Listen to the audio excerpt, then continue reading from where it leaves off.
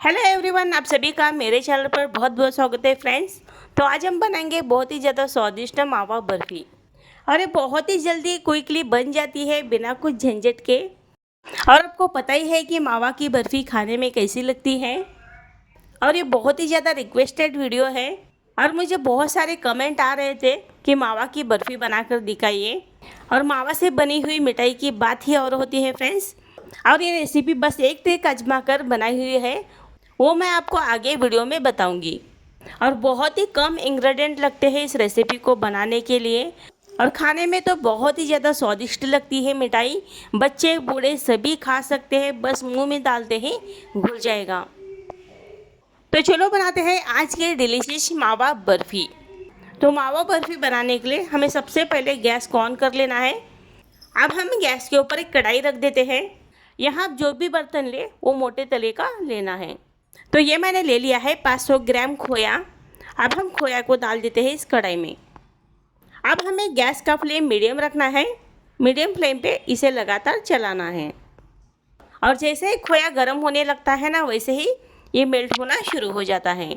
बस इस तरह से चलाते रहें। तो फ्रेंड्स, ये मैंने मार्केट से खोया ले लिया है रेडीमेड। यहाँ आप चाहे तो दूध से भी खोया घर पे बना सकते हो। तो 3 से 4 मिनट पकाने के बाद ये आप देख सकते हो खोया जो है पूरा मेल्ट हो चुका है। बस इसी तरह से लगातार चलाते रहे ताकि यहाँ खोया को पकाना बहुत ज़्यादा ज़रूरी है फ्रेंड्स। तो ये काफ़ी अच्छे से मेल्ट हो चुका है। अब हम स्टेज पे डालेंगे चीनी। तो ये मैंने 1 कटोरी चीनी डाल दिया है। 1 ग्राम के हिसाब से 120 ग्राम इतना चीनी है। हलवाई वाले 150 ग्राम इतना चीनी डाल देते हैं इस मिठाई में, मगर यहाँ अपने हिसाब से चीनी की क्वांटिटी कम या ज़्यादा कर सकते हैं। और साथ ही हम डालेंगे आधी छोटी चम्मच इलायची पाउडर। अब हम गैस का फ्लेम बिल्कुल लो करेंगे, बिल्कुल धीमी आंच में इसे मिक्स करते हुए पकाएंगे। बर्फ़ी बनाते वक्त शुरू में ही चीनी डाल देना बहुत ज़्यादा ज़रूरी है। अगर हम सोचेंगे कि खोए को अच्छे से लाल भूनने के बाद ही चीनी को ऐड करेंगे, वो एकदम वाइट वाली खोए की बर्फ़ी नहीं बनेगी। फिर जैसे हमें मार्केट में मिलती है, फिर वो अलग ही कलर की बर्फ़ी बन जाती है। तो शुरू में ही मैंने 4 से 5 मिनट खोए को भूनने के बाद चीनी ऐड कर दिया है। चीनी को हमें इसके साथ ही मेल्ट करना है। तो थोड़ी देर पकाने के बाद ये आप देख सकते हो चीनी पूरी मेल्ट हो चुकी है। और चीनी मेल्ट होने के बाद इस खोए की कंसिस्टेंसी देख सकते हो काफ़ी पतला हो चुका है। अब हमें इसे तब तक पकाना है जब तक ये मिश्रण हल्का सा गाढ़ा ना बने। और ये आप देख सकते हैं जैसे जैसे पकता जा रहा है ये जो मिश्रण है ये गाढ़ा होना शुरू हो चुका है। इस स्टेज पे आपको गैस का फ्लेम बिल्कुल लो ही रखना है। और यहाँ आपको एक बात का ध्यान रखना है, इस मिश्रण को बिल्कुल भी छोड़ना नहीं है। इसे लगातार चलाते रहे, वरना ये मिश्रण पैन को चिपक जाएगा, जल जाएगा। जैसे जैसे इसकी कंसिस्टेंसी थिक होने लगती है तो पैन को देख सकते हो किस तरह से छोड़ने लगा है। इस स्टेज पे आपको लगातार खोए की कंसिस्टेंसी पर नज़र रखनी बहुत ज़्यादा ज़रूरी है। जैसे जैसे इसकी कंसिस्टेंसी ठीक हो रहा है, वैसे ही मुझे कड़छी चलाने में थोड़ी सी मेहनत लग रही है। जैसे ही हमें लगेगा ये हमारी जो खोया है ये वापस से अपनी पहले वाली खोए की कंसिस्टेंसी पे आ रही है, तो इस स्टेज पे आपको गैस को ऑफ कर देना है। अब मैं आपको हलवाई वाले एक ट्रिक बता देती हूँ, उनकी बर्फ़ी किस तरह से एकदम सॉफ्ट मुलायम रहती है। अब हमें करना क्या है, इस स्टेज पे आधी छोटी चम्मच शुद्ध देसी घी डाल देनी है। घी डालने से क्या होगा फ्रेंड्स, ये जो बर्फ़ी होती है बहुत ज़्यादा सॉफ्ट होती है, मुलायम होती है और इसके ऊपर शाइन बना रहता है। अब इसके बाद बहुत ही ज़्यादा इम्पोर्टेंट बात ये है, असली ट्रिक हलवाइयों वाली।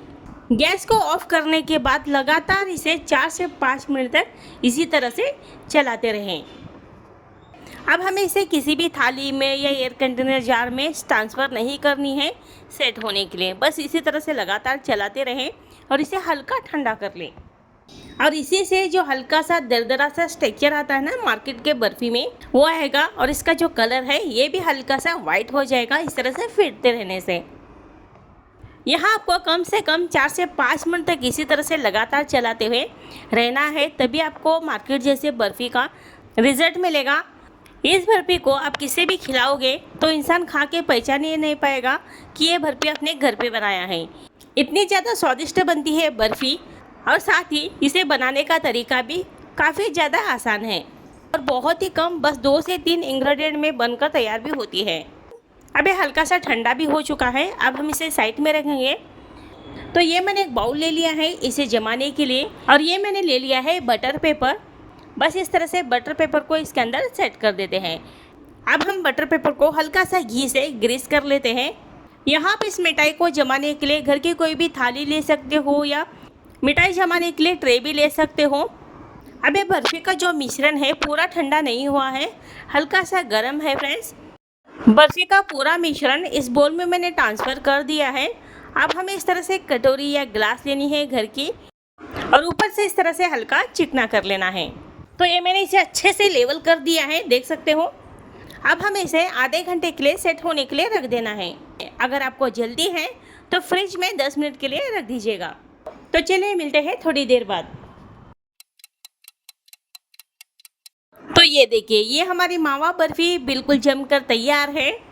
यहाँ आप चाहे तो इस बर्फ़ी के ऊपर गार्निशिंग भी कर सकते हो, मगर आज मैंने प्लेन बर्फ़ी बनाया है, बिल्कुल मार्केट जैसा। तो ये आप देख सकते हो बटर पेपर के ऊपर भी बिल्कुल भी नहीं चिपका है ये बर्फ़ी, और काफ़ी अच्छे से सेट हो चुका है।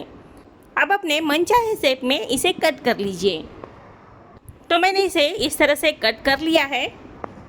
तो कितनी सुंदर लग रही है बर्फ़ी, देख सकते हो। और ये देखिए इसका टेक्सचर तो बनी है ना बिल्कुल बाजार से भी बढ़िया। मेहमानों के सामने आप इस बर्फ़ी को सर्व करेंगे तो उनको भी यकीन ही नहीं होगा ये आपने अपने हाथों से बनाया है, क्योंकि इसका टेस्ट भी काफ़ी ज़्यादा अच्छा है। और देखने में तो ये आप देख सकते हो इसका लुक कितना बढ़िया आया है। आप बिल्कुल इस तरह से बनाकर 1 महीने तक स्टोर करके फ्रिज में रख सकते हो, ये बिल्कुल भी ख़राब नहीं होगा। और ये देखिए अंदर का टेक्सचर बिल्कुल मक्खन जैसे नरम बना है, बिल्कुल मुंह में डालते ही घुल जाएगा। तो इस मिठाई को बनाकर आप एक बार ज़रूर ट्राई कीजिएगा, आपको भी काफ़ी ज़्यादा पसंद आएगा। अगर रेसिपी अच्छी बने तो कमेंट सेक्शन में मुझे ज़रूर बताइएगा। जब भी आपके घर में पूजा हो या त्यौहार हो तो स्पेशल वाली खवा बर्फ़ी को आप ज़रूर बनाइएगा, और काफ़ी ज़्यादा आसान है रेसिपी बनाना भी, और खाने में भी काफ़ी ज़्यादा टेस्टी लगती है। अगर आपको रेसिपी पसंद आए तो वीडियो को लाइक और शेयर ज़रूर करें, और बेल आइकन को ज़रूर प्रेस करें। तो चलो मिलते हैं ऐसे ही नई और टेस्टी रेसिपीज़ के साथ।